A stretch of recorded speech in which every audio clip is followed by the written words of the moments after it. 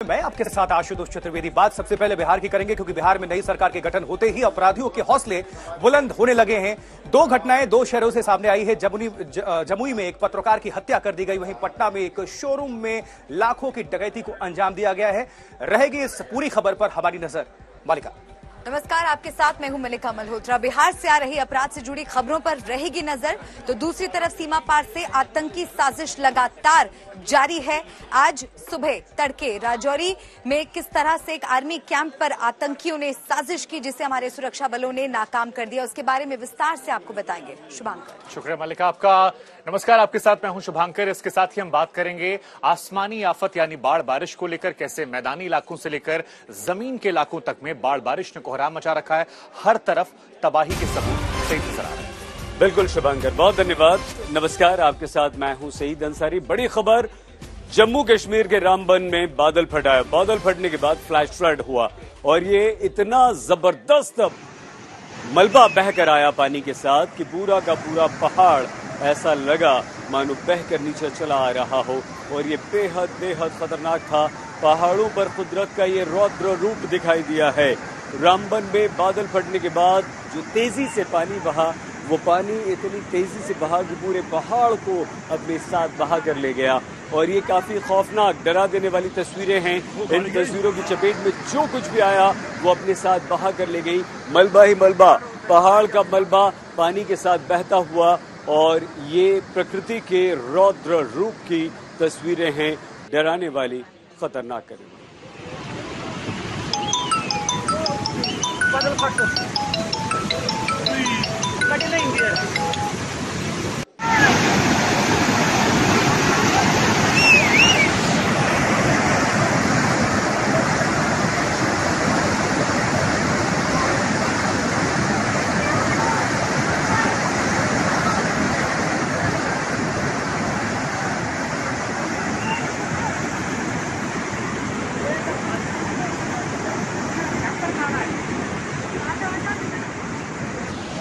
वो गाड़ी गई।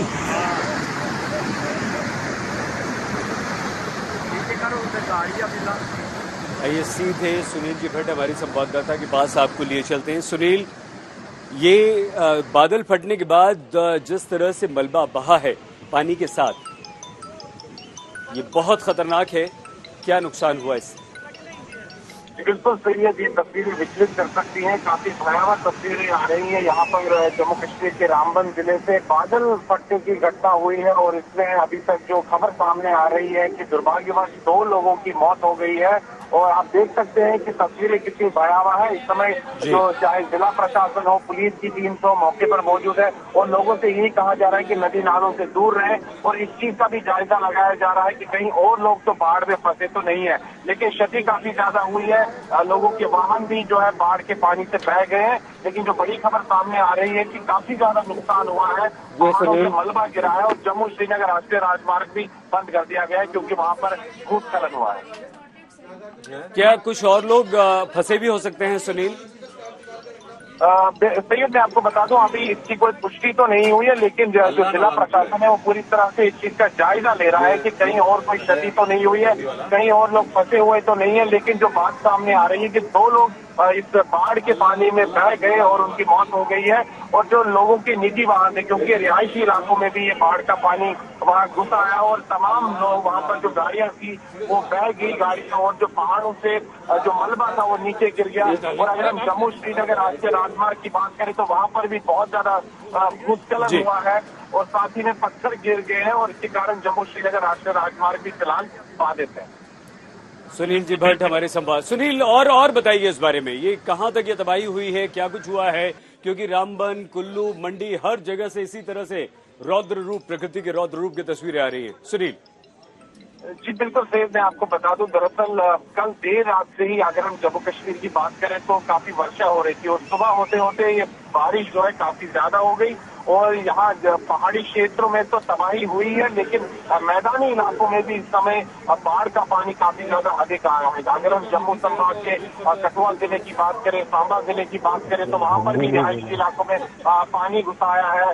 सड़कों में भी काफी ज्यादा पानी है, जो ट्रैफिक की आवाजाही है उसमें भी काफी ज्यादा दिक्कत हो रही है। और जम्मू में जो तवी नदी है उसका जल स्तर भी बढ़ चुका है और जम्मू जिला प्रशासन ने भी एक अलर्ट घोषित किया है और साथ ही में लोगों को ये निर्देश दिए गए हैं कि वो नदी नालों के पास ना जाए। तो चाहे पहाड़ी इलाके हो, मैदानी क्षेत्र हो, इस समय जम्मू कश्मीर में बारिश काफी ज्यादा हो रही है जिसके कारण जो है बाढ़ आ गई है कई इलाकों में और इसीलिए इस समय प्रशासन पूरी तरह से स्थिति पर नजर बनाए हुए है और लोगों को सख्त हिदायत दी है कि वो नदी नालों से दूर रहे। और पहाड़ी क्षेत्रों में काफी ज्यादा इस समय बर्बादी हुई है, जैसे कि जो तस्वीरें जो रामबन की है काफी विचलित करने वाली ये तस्वीरें हैं और इससे गाड़ियां बह के चली गई और दुर्भाग्यवश 2 व्यक्ति भी इस बाढ़ के पानी में बह गए। और फिलहाल जिला प्रशासन ये जायजा लगा रहा है कि कहीं इलाके में कोई और क्षति तो नहीं हुई है। इस समय मैं सैयद में आपको बता दूं, मैं रजौरी जिले पर पहुंचने वाला हूं जहां पर आतंकी एनकाउंटर आज सुबह हुआ है। यहाँ पर भी काफी ज्यादा वर्षा हो रही है, जगह जगह जो है जल भरा हुआ है हाईवे पर, क्योंकि पहाड़ी क्षेत्र है। कई जगह मैंने स्वयं भी देखा, मैं खुद भी ट्रैफिक में कई जगह फंसा, भूस्खलन है, पत्थर गिर रहे हैं और जो नदी नाले हैं वो भी उफान पर है। सैयद सुनील, आगे आशु आपसे बात करेंगे। बिल्कुल सुनील जी भट्ट, आपसे जानना चाहूंगा कि प्रशासन की नजर तो वहां पर है, कौन कौन सी टीम संयुक्त मोर्चे पर लगी हुई है, जहां ऑपरेशन चल रहा है उसमें कौन कौन सी टीम लगी हुई है? देखिए फिलहाल अगर जो देखे तो जो बाढ़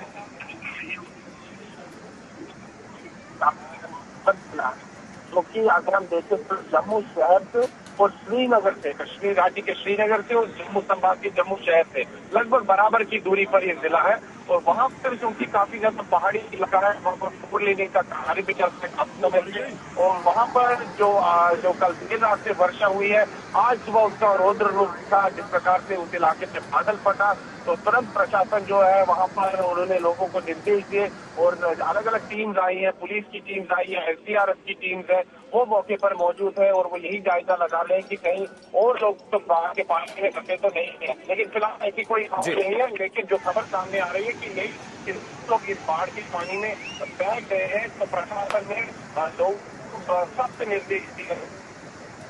जी सुनील जी, बिल्कुल, ये जो तस्वीरें आप देख रहे हैं किस तरह से ये रामबन की तस्वीरें हैं, बहुत खतरनाक अपने आप में ये आफत, बारिश और सैलाब का जो सितम है वो आप देख पा रहे हैं, क्योंकि निश्चित तौर पर बादल फटा है और ये आफत की बारिश है और किस तरह से जो लोग हैं वो परेशान हैं और काल के गाल में समा गए। 2 लोगों की मृत्यु हो गई, ये अपने आप में बहुत बड़ी बात है। लेकिन मौसम विभाग की अगर बात करें तो वो भी उनकी तरफ से चेतावनी है कि आने वाले वक्त में भी अभी फिलहाल तो राहत नहीं मिलेगी, क्योंकि अभी पहाड़ पर लगातार चाहे हिमाचल प्रदेश हो, उत्तराखंड हो या जम्मू कश्मीर, इसी तरह की अभी हम आफत हम देख पा रहे हैं।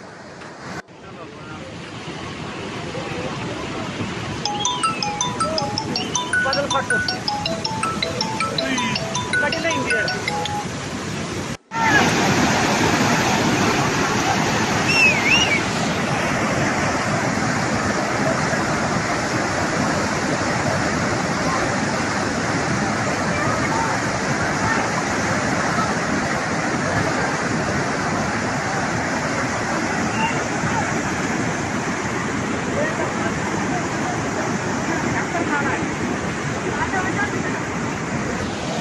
वो गाड़ी गई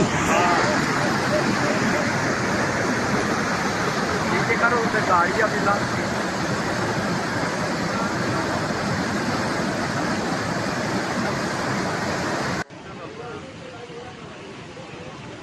और इस वक्त आप देख पा रहे हैं 3 तस्वीरों को अभी आप सभी तक हम साझा कर रहे हैं। रामबन जम्मू कश्मीर की तस्वीर, वही हिमाचल प्रदेश कुल्लू की तस्वीर और मंडी हिमाचल प्रदेश की तस्वीर।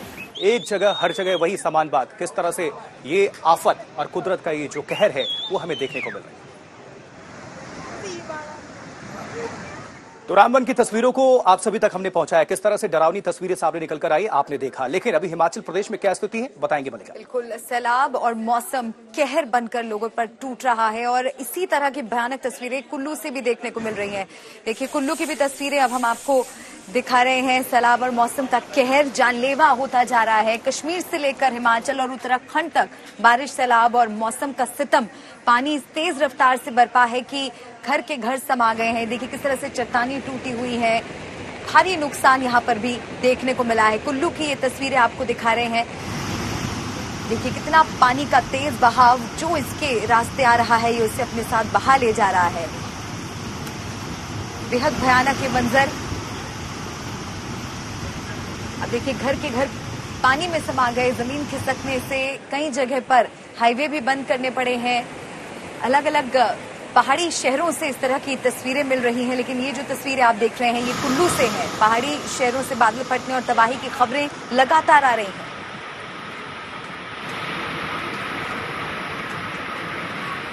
तो कुल्लू की ये तस्वीरें हम आपको दिखा रहे हैं। हिमाचल में इस वक्त क्या स्थिति बनी हुई है, इसके लिए ज्यादा जानकारी के लिए हम बात करेंगे। सत्येंद्र चौहान हमारे साथ जुड़ गए हैं। सत्येंद्र, यकीनन जो तस्वीरें हम देख रहे हैं, जो हमारे सामने तस्वीरें आ रही हैं, बेहद भयानक ये तस्वीरें हैं। इस वक्त क्या स्थिति है और क्या लोगों के फंसे होने की या किसी तरह की कोई नुकसान की खबर? देखिए, अभी ये कुल्लू और ये मंडी की तस्वीरें हम आपको दिखा रहे हैं स्क्रीन पर, और ये दरअसल चंडीगढ़ से मनाली नेशनल हाईवे है जो कि फिलहाल बंद पड़ा हुआ है। इसके अलावा अभी अभी खबर आ रही है कि चंबा जिले में, हिमाचल के चंबा जिले में 2 जगह पर, हरमौर और होली, ये 2 जगह है जहां पर क्लाउड बर्स्ट हुआ है, जिसकी वजह से तमाम नदियां और नाले उफान पर आ गए हैं और एक पन बिजली की जो प्रोजेक्ट है उसके बह जाने की खबर आ रही है। तकरीबन 1 दर्जन से ज्यादा जो जानवर हैं, मवेशी हैं, वो बह गए हैं। तो कुल मिलाकर जैसे जैसे मानसून का ये मौसम जा रहा है, वैसे वैसे जाते जाते हिमाचल के जो ऊपरी पहाड़ी इलाके हैं वहां पर कहीं ना कहीं कहर के रूप में पानी बरसा रहा है। हिमाचल की अगर बात करें तो रावी हो, सतलुज हो, ब्यास हो, यानी कि जितनी भी नदियां हैं या फिर छोटे मोटे नाले हैं या फिर जो बांध है, उनकी अगर बात करें तो सारे लगभग उफान पर हैं। लोगों को प्रशासन के द्वारा चेतावनी दी गई है कि नदियों के पास में ना जाएं, खासकर टूरिस्ट भी पहाड़ों पर जाते हैं, लिहाजा सभी को चेतावनी और अपील के साथ ये समझाने की कोशिश की गई है कि नदियां और नालों के बहाव, पानी के बहाव से दूर रहे। इसके अलावा अगर हिमाचल के ऊपरी इलाकों की भी बात करें तो वहां पर की वजह से लगातार स्थिति कहीं ना कहीं चैलेंजिंग बनी हुई है। और इसके अलावा एनडीआरएफ और तमाम जो रेस्क्यू टीम्स हैं उनको अलर्ट पर बने रहने के लिए भी एडमिनिस्ट्रेशन ने आदेश दिए हुए हैं। बिल्कुल, यानी कि रेस्क्यू करने के लिए टीम्स पूरी तरह से अलर्ट पर हैं। शुक्रिया सत्येंद्र जानकारी पहुंचाने के लिए। तो हिमाचल में आसमानी आफत का कहर जारी है और कुल्लू के आनी इलाके में बादल फटने से भारी तबाही हुई है। जानकारी के मुताबिक पुराने बस स्टैंड के पास 6 दुकानें इस तालाब में बह गईं। एक मकान भी मलबे की चपेट में आ गया। भारी नुकसान हो रहा है। लोग जहां तहां फंसे हुए हैं और लोगों को बचाने के लिए रेस्क्यू ऑपरेशन भी चलाया जा रहा है।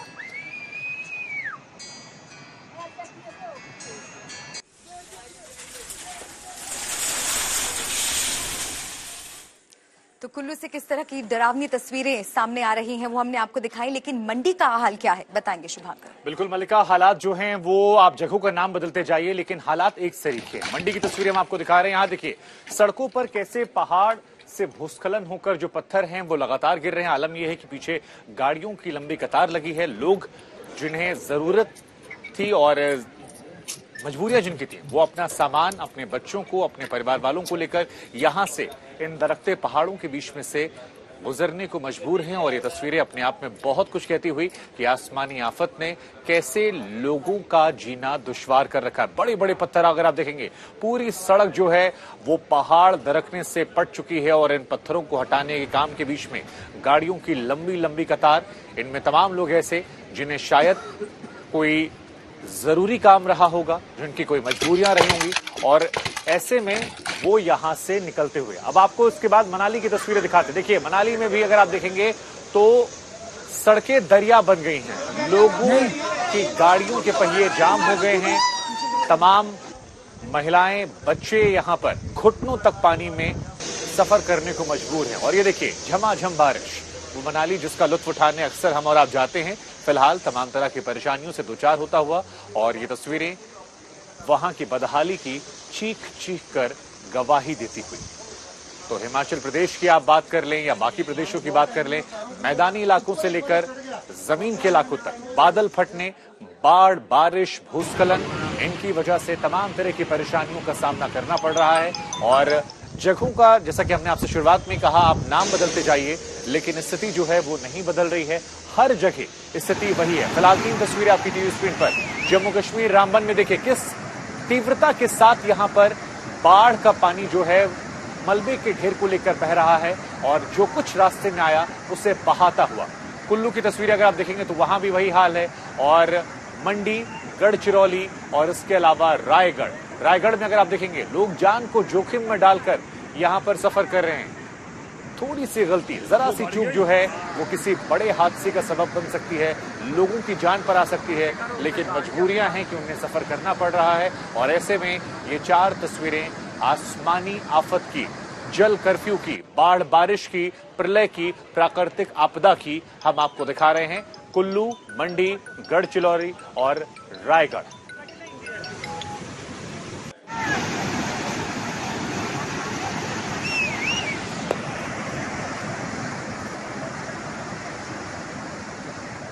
तो हमने आपको जम्मू कश्मीर की तस्वीर दिखाई, हिमाचल प्रदेश की तस्वीर दिखाई। हालात जो हैं वो नाम बदलते जाइए सईद, लेकिन कमोबेश स्थिति जो है वो हर जगह एक तरीके है। आप बिल्कुल ठीक कह रहे हैं शुभांकर। और अब हम आपको उत्तराखंड लिए चलते हैं। उत्तरकाशी से भी इसी तरह की डराने वाली तस्वीरें आ रही हैं और वो तस्वीरें ये हैं आपके सामने। पानी तबाही मचा रहा है, आसमान से ये बारिश नहीं हो रही, ये बरसात नहीं हो रही, बल्कि तबाही आ रही है। और इसकी जद में जो भी आया वो सब पानी अपने साथ बहा कर ले गया। भयंकर तबाही, भयंकर बर्बादी और सब कुछ बर्बाद करता हुआ ये पानी आगे बढ़ता जा रहा है। उत्तरकाशी, उत्तराखंड की तस्वीरें हम आपको दिखा रहे हैं, जहां जबरदस्त लैंडस्लाइड हो रहा है, रास्ते बंद पड़े हैं। और रामबन, जम्मू कश्मीर, जहां अब से कुछ देर पहले फ्लैश फ्लड यानी कि बादल फटने के बाद जो तबाही आई, कुल्लू, हिमाचल में पानी का इतना ऐसा खतरनाक रूप, रौद्र रूप देखने को कभी नहीं मिला। और ये 3 राज्य, तीसरा उत्तराखंड का उत्तरकाशी, यानी कि जम्मू कश्मीर, हिमाचल प्रदेश और उत्तराखंड, तीनों जगह कुदरत की ये मार पड़ रही है। आसमान से जो तबाही बरस रही है वो लोगों को न सिर्फ डरा रही है बल्कि नुकसान भी कर रही है। इस भारी बारिश के बाद आई बाढ़ में जिसका घर आया वो घर तबाह हो गया, जो दुकान आई वो दुकान चली गई। हिमाचल में आसमानी आफत का कहर है, कुल्लू में जबरदस्त बरसात हुई, तबाही हुई। और उसके बाद उत्तराखंड के उत्तरकाशी से भी उसी तरह की खबरें आनी शुरू हुई।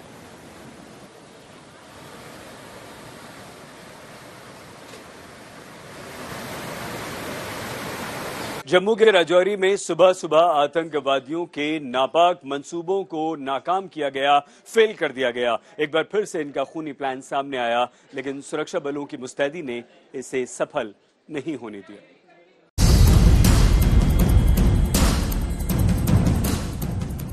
15 अगस्त पर उरी जैसी साजिश फ्लॉप, आर्मी कैंप पर आत्मघाती हमला, करारा जवाब। राजौरी में भारतीय सेना का एक और पराक्रम, आतंकियों की कमर तोड़ने वाला ऑपरेशन, हमले की हिमाकत करने वालों का सीधा हिसाब। राजौरी, वक्त सुबह 4 से 5 बजे के बीच। 15 अगस्त की करीब आती तारीख और सीमा पर बैठे दुश्मनों के दिल की बढ़ती बेचैनी। कश्मीर में अमन चैन का माहौल एक बार फिर दहशतगर्दी के सौदागरों के सीने में नश्तर बनकर चुभा कि 15 अगस्त पर आतंक की साजिश तैयार हो गई।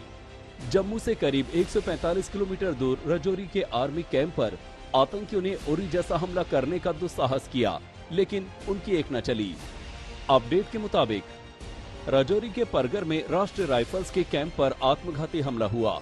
सुबह 4 से 5 बजे के बीच आतंकियों ने कैंप में घुसने की कोशिश की। सुरक्षा बलों ने फिदायन दस्ते को घेर लिया और आगे बढ़ने से रोक दिया। आतंकियों ने अंधाधुंध फायरिंग शुरू कर दी, लेकिन जवानों ने 2 आतंकियों को ढेर कर दिया। कॉम्बिंग ऑपरेशन अभी जारी है और पूरे इलाके में जारी है तलाशी अभियान की कोई और इस तरह का आत्मघाती हमलावर जो है इस इलाके में ना छुपा हो। सेना ने मान लिया है कि ये फिदायन हमला था। जो फिदायन इसमें शामिल हुए थे उनकी पहचान और उनकी हथियारों की जो है जांच की जा रही ही है। और इस हमले में जो है 3 सेना के जवान शहीद हुए हैं, 3 घायल हुए हैं। 3 जवान घायलों में एक अफसर भी बताया जा रहा है जिसकी हालत नाजुक बताई जा रही है। उसे उधमपुर के सेना के अस्पताल इलाज के लिए पहुंचाया गया है। 29 RR का ये परहल में जो है यूनिट है जिस पर ये फिदायन हमला हुआ था। ये दरहल इलाका जो है राजौरी जिले का वहां आता है। काफी जंगलों से घिरा हुआ ये इलाका है और सीमा भी यहां से ज्यादा दूर नहीं है। हमारे जवानों ने एक बार फिर दिलेरी दिखाई, ईंट का पत्थर से जवाब दिया। 3 जवानों को शहादत देकर कीमत चुकानी पड़ी। लेकिन इस मुठभेड़ को नाकाम कर सेना उरी जैसे हमले को नाकाम करने में कामयाब रही है। परगल ने अनायास उरी हमले की वो खूनी यादें ताजा कर दी। आज की ही तरह 18 सितंबर 2016 को उरी में भी सुबह तड़के आतंकियों ने हमला किया था। 4 आतंकियों ने ब्रिगेड हेडक्वार्टर पर हमला किया। जैश के उन आतंकियों को जवानों ने मौत के घाट उतार दिया। उरी हमले में हमारे 19 जवानों को शहादत देनी पड़ गई, लेकिन इसका बदला हमने सर्जिकल स्ट्राइक करके ले लिया। राजौरी का जो इलाका है वो आमतौर पर उसे सुरक्षित समझा जाता है, क्योंकि पीर पंजाल के दक्षिण में आतंकवाद पर काफी हद तक काबू पा लिया गया है और यहाँ के लोग बहुत कम समर्थन करते हैं। ये एक तरह से ट्रांजिट रूट है। कश्मीर घाटी की तरफ जो आतंकवादी जाते हैं वो पुंछ, राजौरी, बिम्बर गली, इन सब इलाकों से इन्फिल्ट्रेट करते हैं, घुसपैठ करते हैं और फिर मुगल रोड के वाले इलाके से होते हुए पीर पंजाल पार करते हुए कश्मीर घाटी में प्रवेश करने का प्रयास करते हैं। लेकिन यहाँ पर क्या इन्होंने पीछे से ही आतंकवादियों ने हमला किया सेना के कैंप पर। इस तरह की रणनीति का इस्तेमाल आतंकवादी पहले भी कर चुके हैं और एक लंबा कोम्बिंग ऑपरेशन चला था कुछ महीनों पहले। तो ये सेना के लिए एक बहुत बड़ी चिंता की बात है। ये पाकिस्तान परस्त आतंकी संगठनों की आदत बन गई है कि 15 अगस्त के आसपास वो हमले की साजिश जरूर करते हैं, लेकिन हर बार उन्हें मुंह की खानी पड़ती है। दिल्ली में मंजीत नेगी, श्रीनगर में अशरफ वानी के साथ सुनील जी भट्ट, जम्मू, आज तक। और अब खबर महाराष्ट्र से, जहां अकूत संपत्ति बरामद हुई है, विस्तार से बताएंगे शुभांकर। बिल्कुल आशुतोष, महाराष्ट्र के जालना से खबर है, जहां पर एक स्टील कारोबारी के यहां पर छापा पड़ा और यहां पर शादी वाली गाड़ियों में आईटी की टीम ने छापा मारा। लेकिन जब छापेमारी हुई तो जो कुछ निकला वो हैरान करने वाला था। 390 करोड़ की बेनामी संपत्ति, 58 करोड़ कैश, 52 किलो सोना, कुल मिलाकर जो कुछ निकलता गया उसे देखकर आंखें फटी रह गईं, क्योंकि यहां पर इन नोटों को गिनने के लिए भी काफी वक्त लग गया। तस्वीरें हम आपको दिखा रहे हैं, देखिए नोटों का पहाड़ यहां पर आपको नजर आएगा। और रियल एस्टेट कारोबारी, तमाम तरह के बिजनेसमैन का इन्वेस्टमेंट था, स्टील का भी कारोबार करते थे ये। और जब छापेमारी हुई तो 390 करोड़ रुपए की बेनामी संपत्ति यहां मिली। ये नोटों का पहाड़ हम आपको दिखा रहे हैं, 58 करोड़ कैश, 52 किलो सोना, कई गाड़ियां यहां पर छापेमारी में लगी। और आयकर विभाग की इस छापेमारी में जो कुछ निकला वो हैरान करने वाला था, आंखें फटी रह गई। अब आपको ज्यादा जानकारी के लिए चलते हैं मेरे सहयोगी सईद अंसारी के पास, वो आपको बताएंगे यहां से क्या कुछ हासिल हुआ है। बहुत धन्यवाद शुभांकर। और आइए अब हम आपको बताएं कि आखिर किस तरह से फिल्मी अंदाज में यह छापा मारा गया। 58 करोड़ रुपए कैश बरामद हुआ है और इसके अलावा ये एक पूरी बारात लेकर निकले थे ताकि किसी तरह का शक ना हो। 27 करोड़ रुपए तो सिर्फ फार्म हाउस में मिले हैं और कुल अगर ये कैश की बात करें तो 58 करोड़ रुपए हो गया। लॉकर में 30 करोड़ रुपए मिले। 58 करोड़ में से 27 फार्म हाउस में मिले, 30 करोड़ लॉकर में मिले, घर से मिले, जगह जगह से कैश मिले। और 13 घंटे, इतना पैसा कि 13 घंटे लगे हैं उस कैश को गिनने में। और इनकम टैक्स की टीम ने 32 किलो सोना भी यहां से बरामद किया है। आप अंदाजा लगाइए, 58 करोड़ रुपए, 32 किलो सोना, हीरे, जवारात, गहने, क्या क्या यहां से नहीं मिला है जहां जाते थे। और कुल इसके अलावा 390 करोड़ रुपए की बेनामी संपत्ति, जिनमें फ्लैट्स हैं, दुकानें हैं, बड़ी बड़ी जमीनें हैं। और क्या है ये पूरी कहानी, क्या है ये हम आपको बताएं। बड़ा कारोबारी है जिसका कई तरह का कारोबार है। 1 से 8 अगस्त यानी कि पूरे हफ्ते भर तक, 8 दिन तक छापे चलते रहे हैं।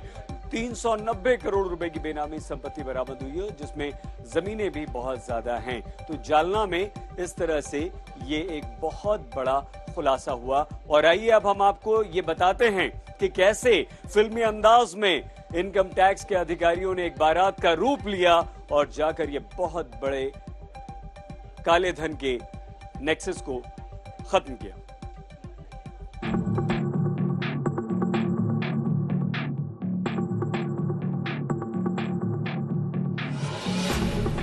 एक कमरे के अंदर फर्श पर नोट, टेबल पर नोटों का बंडल, जिधर देखो उधर नोटों के बंडल। नोट इतने कि आदमी देखकर चकरा जाए। इतने नोट जिन्हें देखकर लगता है कि किसी बैंक के उस सेफ रूम में पहुंच गए हैं जहां नोटों का ढेर हो। इतनी अकूत संपत्ति का सच जानेंगे तो आपके पैरों तले जमीन खिसक जाएगी। नोटों के बंडल एक के ऊपर एक रखे हुए हैं। इनकी गिनती चल रही है। कई लोग इस कमरे में मौजूद हैं। सभी गिनती में जुटे हैं। कोई नोटों को गिनता जा रहा है तो कोई काउंटिंग के बाद उन्हें बंडल बना रहा है और फिर सजा सजा कर रखे जा रहा है। इतनी बड़ी दौलत की ये सच्ची तस्वीर महाराष्ट्र के जालना से आई है। ये नोट एक रियल एस्टेट डेवलपर, स्टील और कपड़ा कारोबारी के ठिकानों से मिले हैं। आयकर विभाग को खबर मिली थी कि जालना की 4 स्टील कंपनी के बही खाते में गड़बड़ी है। इसी की तफ्तीश आयकर विभाग ने शुरू की। कारोबारी के ठिकानों पर आयकर विभाग अधिकारी पूरे लाव लश्कर के साथ धमक पड़े। लेकिन जानकारी के मुताबिक बिजनेसमैन के घर से कुछ नहीं मिला। तब अधिकारियों ने उसके फार्म हाउस का रुख किया। असल खजाना वहां पड़ा हुआ था।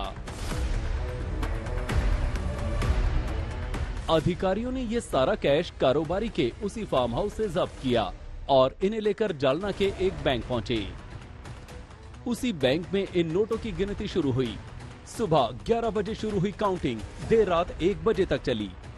नोटों की गिनती पूरी हुई तो आंकड़ा पहुंच गया 58 करोड़ तक। ये तो सिर्फ रुपयों का आंकड़ा था। अन्य बेनामी संपत्ति का सच भी जान लीजिए। जांच में आयकर विभाग के अधिकारियों को इतनी संपत्ति की जानकारी मिली कि उन्हें भी यकीन नहीं हो रहा था।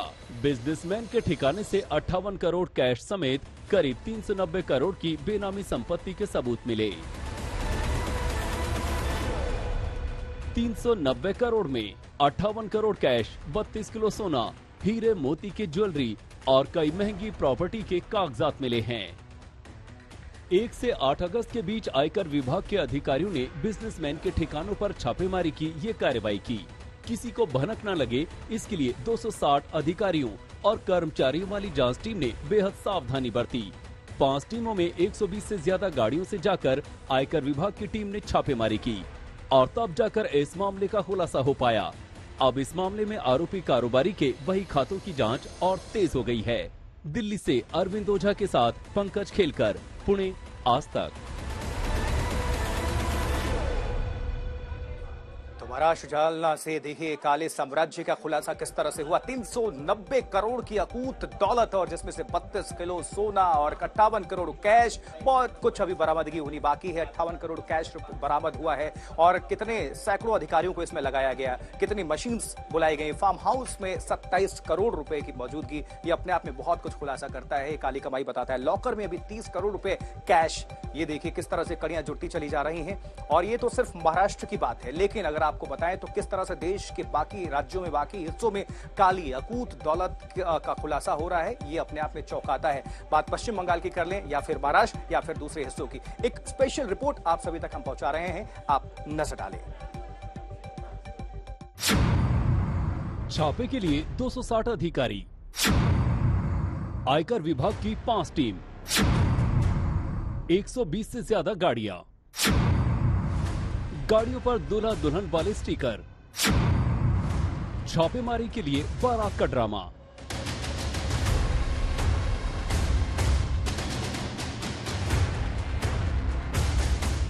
आयकर विभाग की टीम को 58 करोड़ की इस नकदी को बरामद करने के लिए काफी मशक्कत करनी पड़ी।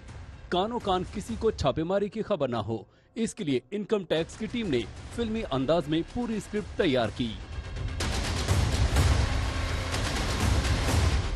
जालना के उद्योगपति के घर छापे के लिए पहुंचे आयकर विभाग की टीम ने अपनी गाड़ियों पर दूल्हा दुल्हन के नाम वाले स्टिकर लगाए और गाड़ियों के काफिले को बारात की तस्वीर दी और तब शुरू हुई 58 करोड़ नकद और 32 किलो सोने की बरामदगी की कार्रवाई।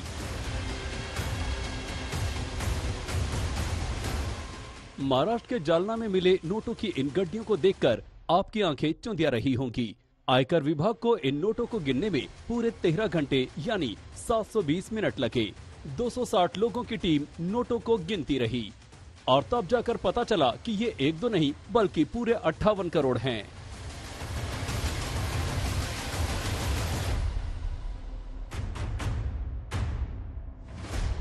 जालना में उद्योगपति के घर मिले नोटों की इन गड्डियों ने पश्चिम बंगाल के कैश क्वीन अर्पिता मुखर्जी की याद ताजा कर दी, जिसके 2 घरों से ईडी ने 50 करोड़ से ज्यादा के कैश बरामद किए थे।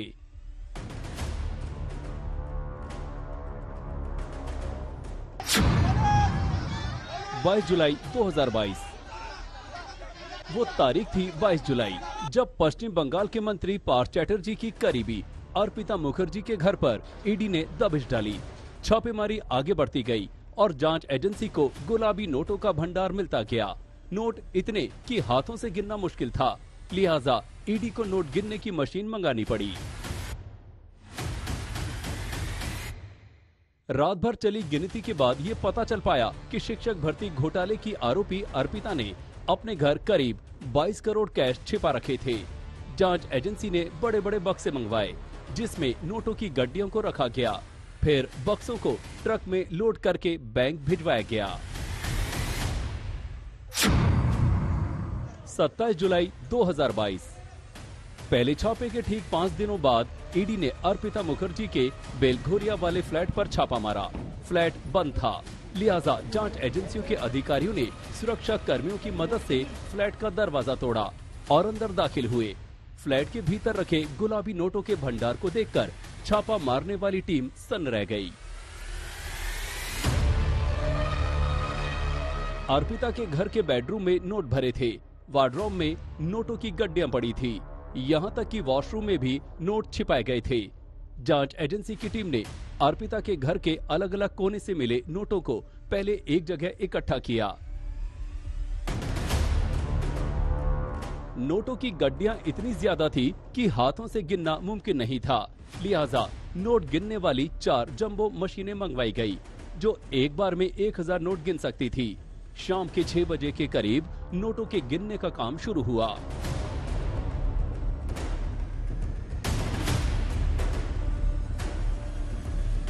कैश क्वीन के घर से मिले नोट गिनते गिनते सुबह हो गई।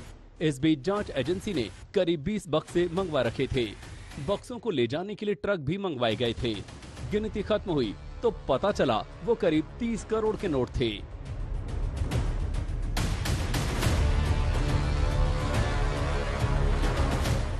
गिनती खत्म होने के बाद नोटों को स्टील के बक्सों में रखा गया। एक एक करके पूरे 20 बक्से भर गए। फिर बक्सों को ट्रक पर लोड किया गया और बैंक भिजवाया गया।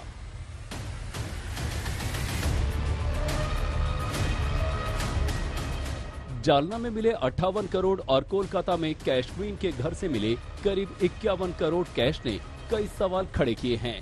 सबसे बड़ा सवाल ये है कि सरकार की तमाम कोशिशों के बावजूद काले धन का खेल खत्म नहीं हो रहा। आज तक ब्यूरो।